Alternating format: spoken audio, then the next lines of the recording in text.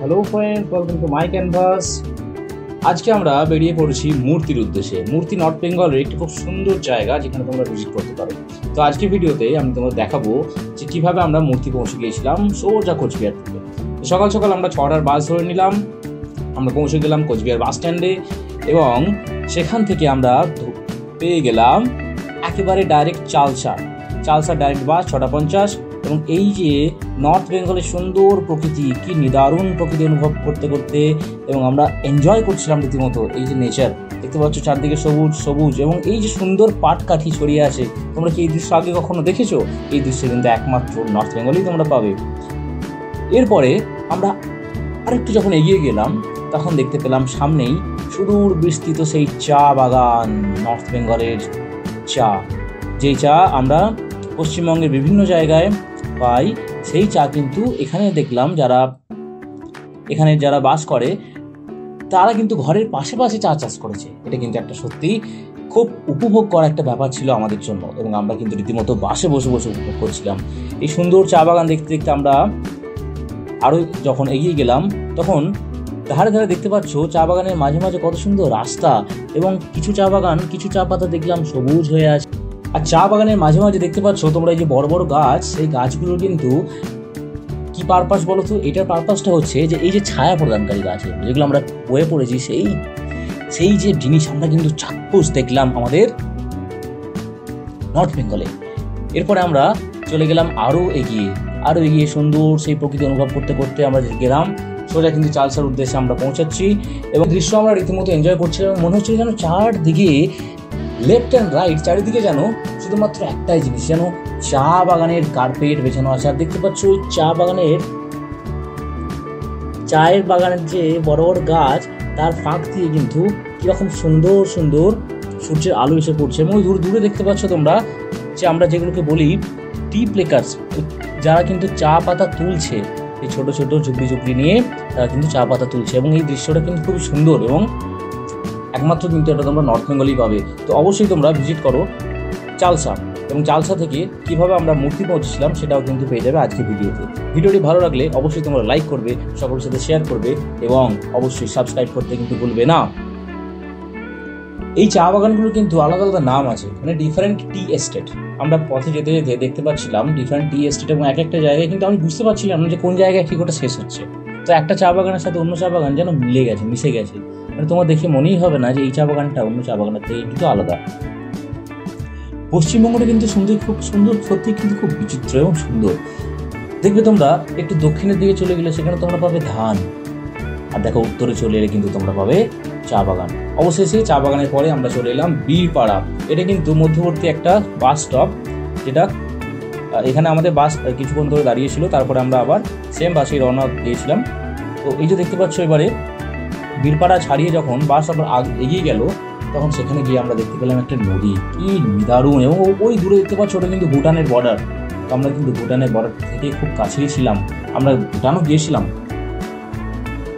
একবারে হাতের কাছে, মানে একবারে ভুটানের যে যেটা পশ্চিমবঙ্গের লাস্ট ভিলেজ সেটা হচ্ছে বিন্দু, সেটাও কিন্তু আমরা গিয়েছিলাম, সেটা তোমরা নেক্সট ভিডিওতে অবশ্যই পাবে।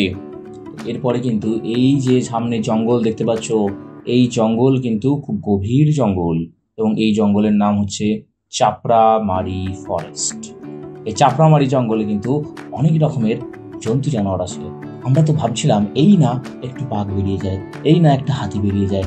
এবং দূরে দেখতে পাচ্ছ এই যে রেল লাইনটা দেখতে পাচ্ছ, এই রেল লাইনটা কিন্তু ডাইরেক্ট যাচ্ছে চালসা এবং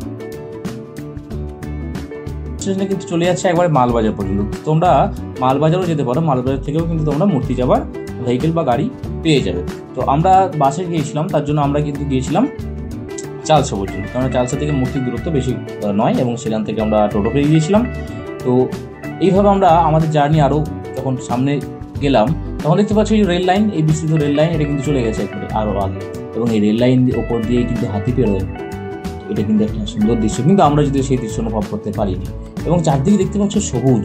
তো তোমরা যদি একটু সবুজের ছোঁয়া পেতে চাও তাহলে কিন্তু অবশ্যই মূর্তি তোমাদের জন্য বেস্ট ঠিকানা, মানে একটু অ্যাফোর্ডেবল, একটু কম বাজেটের মধ্যে মূর্তি কিন্তু 2 দিনের ট্যুর।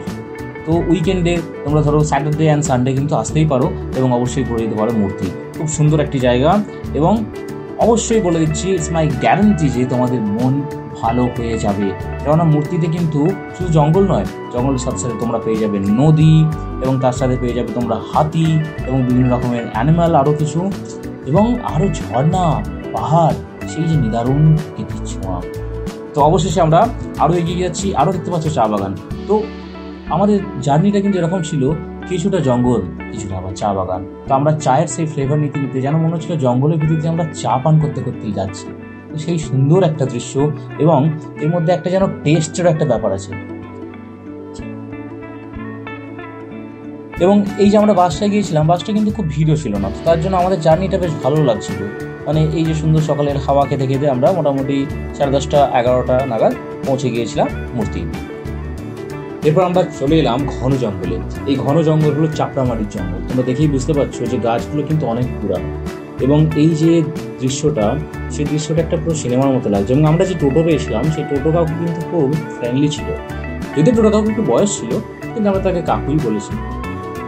তো টোটো কাকু বলছিলেন যে এই রাস্তায় নাকি বাঘ দেবে। আমরা তো রীতিমতো ভয় পেয়েছিলাম।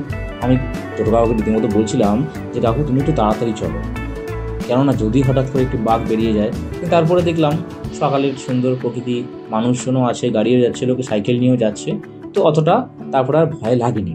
কিন্তু যেটা ব্যাপার সেটা হচ্ছে এখানে কিন্তু হাতি অবশ্যই বেরোয়।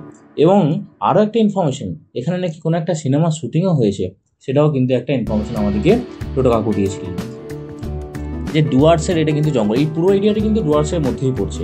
তো মূর্তি যদি তোমরা এক্সপ্লোর করতে চাও তাহলে এটা কিন্তু পার্ট অফ ডুয়ার্স। এবং সামনে এই যে জঙ্গল, কিছুক্ষণ ধরে মনে হচ্ছিল যেন বলি টোটো কাকু এখানে দাঁড়িয়ে যাও এবং আমরা একটু এই প্রকৃতিটাকে একটু অনুভব করি। কত সুন্দর জঙ্গল, কত সুন্দর গাছ, এই গাছ যেন কতদিন দেখিনি, যেন গাছ একটা একটা গল্প বলে যায়, একটা গাছের যেন একটা গল্প। এবং দেখতে পাচ্ছি এখানে যে হাতি, এই হাতি কিন্তু এইভাবেই পেরিয়ে যায়। আমরা যে রিসর্টে ছিলাম সেখানেও তারা বলছিলেন যে সেখানেও নাকি হাতির আনাগোনা আছে। এবং এই যে প্রত্যেকটা গাছ, এই গাছে কিন্তু এক একটা গল্প আছে।